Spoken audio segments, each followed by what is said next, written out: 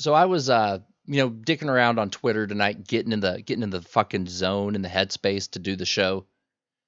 And I saw somebody who want to make sure I get this post right. I know both of you gentlemen saw it. Mhm. A guy on Twitter asked, "You built a birdhouse.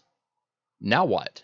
It's a fair question because we always tell people to build a birdhouse, but we never tell them, the what's the next step. Well, you obviously put it outside and nail it to the tree. Dude, like when the build a birdhouse meme started and I went out to the garage and I built my first birdhouse, I did not want to nail that thing up to a tree. It looked like bagged ass. Yeah, Bird's not going to care. that's the other side of it, and we have addressed this before. I feel it was a while ago, so it's worth recovering. The whole thing, guys, is that building a birdhouse is both simple enough that most people will look at it and go, "Yeah, I could probably do that," and they're not going to feel too daunted about actually making the attempt to do it. But most people also aren't skilled enough to make a birdhouse well. So while they'll attempt it, they'll look at it and they'll go, "Yeah, that did not come out how I wanted it to." Yeah, my cuts weren't straight. I did like, oh hell. Like now how am I going to open it up and clean it when it's not bird egg laying season? Like all these things hit you when you go from okay, I've built the birdhouse to now to do something with the birdhouse.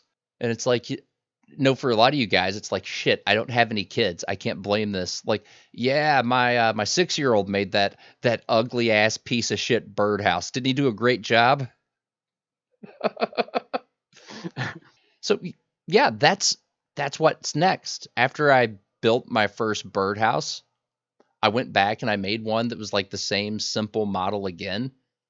And the second one was so much fucking better than the first one. Like I'd gotten the cuts a lot straighter. Everything like was settled into place a lot better. And I still saw flaws with it. So I kicked on the table saw and I started making yet another birdhouse. And that's the thing. There's always another birdhouse to build, guys. Like one of my favorite things that people say when the birdhouse building memes start flopping around, there's always a few dudes who are like, "Hey, I built a chicken coop. Does that count?" Yeah, motherfucker, those are birds. Yeah, That's like a bird it's mansion.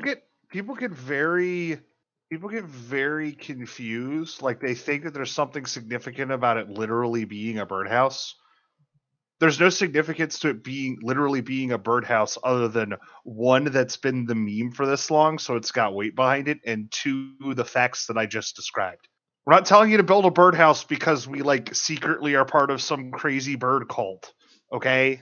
It's just that it's the first thing that came to mind, that it's easy enough most people can make it, but not so easy most people can make it well and get an undeserved sense of accomplishment by doing it.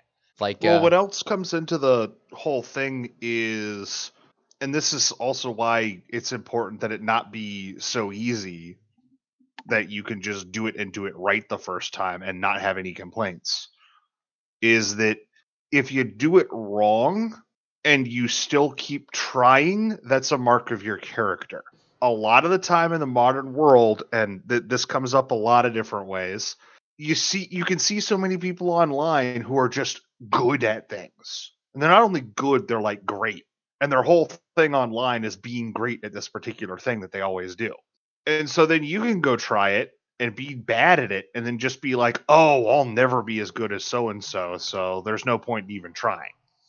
so It's like, well, that's not how the world has ever worked. luckily I was humbled at a very young age because like my dad is this ridiculous fucking polymath. Like I remember very clearly being like 10 or 11 or whatever, and we end up going bowling on vacation because it was storming at the beach. And my dad is fucking crushing it to the point where an audience gathers to see like how far, like, is he going to do it? Is he going to bowl a perfect game? He didn't, but he still did spectacular. And dad's like, "Yeah, I picked up bowling in college." What the fuck? Like, this is the same guy that like every time that like I've ever been in a gym with him and he picks up a basketball, he just rips off a shot that could be on those old Dude Perfect videos. You know what I'm talking about? Uh-huh. Like we were we were like we walked into this school one time and it had like a track above the gym, like above the basketball area, and there was recess or something going on, and they had basketball goals dropped on both ends and two more on the sides. So like everybody had like a little half court area that they could play in. And he yells up at one of the kids that he's never seen before in his life to throw him the basketball. The kid immediately just hurls it up there. And the old man like bounces it off of a fucking corner like one of the corner ones into the one like diagonal across the fucking court. Just fucking rips that thing on an overhand shot. It hits like it bounces off the fucking floor like in between the baskets. I'm like, what the fuck, old man? And he's like, yeah, I held the state record for consecutive free throws for a really long time. Like, and you never thought to mention that, like in a humble brag or something to your son? You couldn't just do that for a nigga?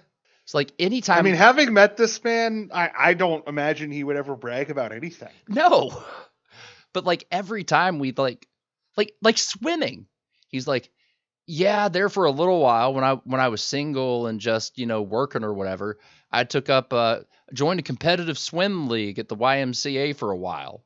It's like everything that I tried to do, like my old man already basically had a mastery in to humble the shit out of me. Like even foosball. And it's exactly what you're talking about. Like everybody feels immediately humbled because they see all this stuff like on the internet or whatever of people that are fortunate enough to be able to dedicate their lives to developing one particular skill.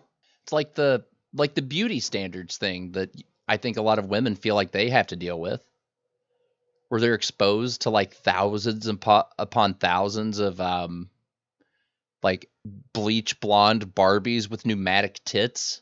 Like I'm sure like it's why overexposure to porn has women all trying to bleach their buttholes. Yeah, like Lord have mercy. Yeah, that's where we I don't are, want man. bleach anywhere near any of my orifices. Just it's like nobody actually does. It's just these people. The history has already vindicated Ted Kaczynski. I'm just gonna say it.